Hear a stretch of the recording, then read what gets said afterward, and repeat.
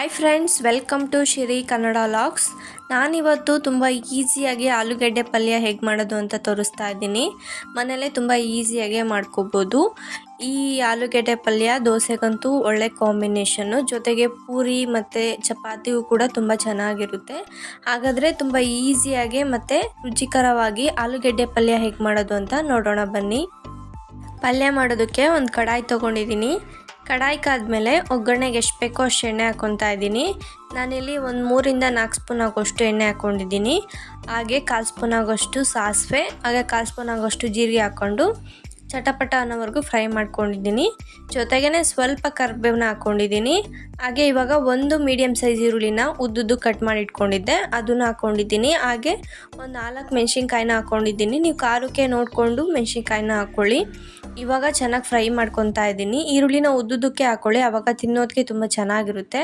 ಇವಾಗ ಈರುಳ್ಳಿ ಎಲ್ಲ ಚೆನ್ನಾಗಿ ಫ್ರೈ ಆದಮೇಲೆ ಒಂದು 1/4 ಸ್ಪೂನ್ ಆಗೋಷ್ಟು ಅರಿಶಿನ, ಹಾಗೆ ರುಚಿಗೆ ತಕ್ಕಷ್ಟು ಉಪ್ಪು ಹಾಕ್ಕೊಂಡು ಮಿಕ್ಸ್ ಮಾಡ್ಕೊತಾ ಇದ್ದೀನಿ. ನೀವು ಇವಾಗಲೇ ಬೇಕಾದರೆ ಕಡಲೆಬೇಳೆ ಕೂಡ ಹಾಕ್ಕೋಬೋದು, ನಾನು ಹಾಕ್ಕೊಂಡಿಲ್ಲ. ಇವಾಗ ಎಲ್ಲ ಅರಿಶಿನ ಹಾಕ್ಕೊಂಡಿದ್ದೀನಲ್ಲ, ಚೆನ್ನಾಗಿ ಮಿಕ್ಸ್ ಮಾಡ್ಕೊತಾ ಇದ್ದೀನಿ. ಮಿಕ್ಸ್ ಮಾಡ್ಕೊಂಡಾದ್ಮೇಲೆ ಬೇಯಿಸಿರೋ ಅಂಥ ಆಲೂಗೆಡ್ಡೆನ ಹಾಕ್ಕೊತಾ ಇದ್ದೀನಿ. ನಾನಿಲ್ಲಿ ಮೀಡಿಯಮ್ ಸೈಜ್ ಆಗುವಷ್ಟು 3 ಆಲೂಗೆಡ್ಡೆನ ಕಟ್ ಮಾಡಿ ವಾಶ್ ಮಾಡಿ ಹಾಗೆ ಬೇಯಿಸ್ಕೊಂಡು ಇಟ್ಕೊಂಡಿದ್ದೆ. ಕುಕ್ಕರಲ್ಲಿ ಬೇಯಿಸ್ಕೊಂಡು ಇಟ್ಕೊಂಡಿದ್ದೆ. ಅದನ್ನು ಇವಾಗ ಈ ಥರ ಸ್ಮ್ಯಾಶ್ ಮಾಡಿ ಹಾಕ್ತಾಯಿದ್ದೀನಿ. ತುಂಬ ಸ್ಮ್ಯಾಶ್ ಮಾಡ್ಕೊಳಕ್ಕೆ ಹೋಗಬೇಡಿ, ಸ್ವಲ್ಪ ಹಿಂಗೆ ಕೈಯಲ್ಲಿ ಈ ಥರ ಪ್ರೆಸ್ ಮಾಡಿಕೊಂಡ್ರೆ ಸಾಕು. ಸ್ವಲ್ಪ ಉಂಡುಂಡೆ ಇದ್ದೇನೋ ಅದು ತಿನ್ನೋದಕ್ಕೆ ತುಂಬ ಚೆನ್ನಾಗಿರುತ್ತೆ.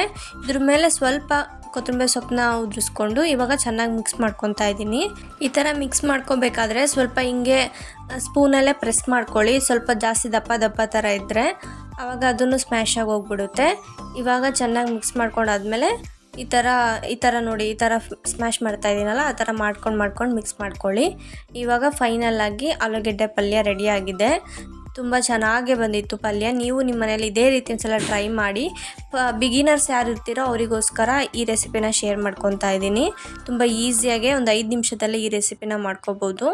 ಇದು ದೋಸೆಗಂತೂ ಒಳ್ಳೆ ಕಾಂಬಿನೇಷನ್ನು, ಹಾಗೆ ಪೂರಿ ಮತ್ತು ಚಪಾತಿಗೂ ಕೂಡ ತುಂಬ ಚೆನ್ನಾಗಿರುತ್ತೆ.